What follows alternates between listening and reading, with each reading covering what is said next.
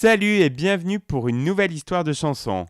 Pendant de longues années, pas mal de gens se sont demandé qui pouvait bien être le Mr. Jones dont il est question dans la chanson des Counting Crows, ce groupe californien qui a signé avec ce titre, du moins du côté de l'Europe, deux grands hits à la fois. Leur premier et leur dernier. Des Mr. Jones, c'est pas ce qui manque dans l'histoire du rock. Il y a le Mr. Jones de Ballad of a Thin Man de Bob Dylan. Il y a les chansons éponymes des Psychedelic Furs et des Talking Heads, parmi d'autres.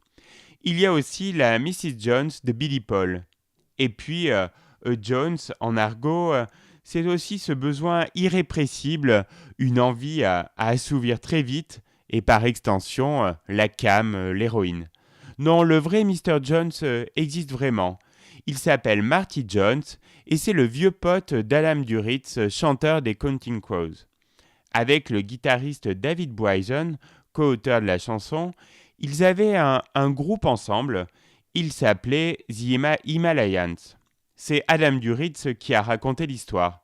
Un soir, Marty et moi, on est sortis voir son père jouer du flamenco.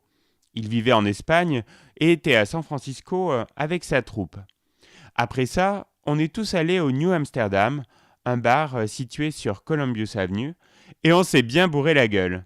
Marty et moi, on était au bar et on matait ces deux filles en essayant de trouver une ouverture pour leur parler, mais on crevait de trouille. Alors, on se marrait à deux en se disant que si on était des rockstars au lieu d'être des losers, ce serait du gâteau. Après, je suis rentré chez moi et j'ai écrit la chanson. Et c'est vrai que quand on se penche sur le texte, on est dans le concret. Ça sent le bar, l'alcool et les filles. Celle qu'ils sont en train de mater est une danseuse. Très belle. Trop belle pour eux. Le seul moyen de prendre une femme dans ses bras, c'est d'être beau, d'être une star, passée dans le poste. On ne sait pas comment on va y arriver, mais une chose est sûre, si tout le monde t'aime, tu es le plus heureux des hommes. Conclusion, me and Mr. Jones, we are gonna big star. Bon ok, c'est pas du Shakespeare, mais faut aussi imaginer le type vautré dans son fauteuil, assommé par la bière qui tente de faire trois phrases sujet, verbe, complément. Je me moquais de nous, de cette histoire, se souvient Duritz.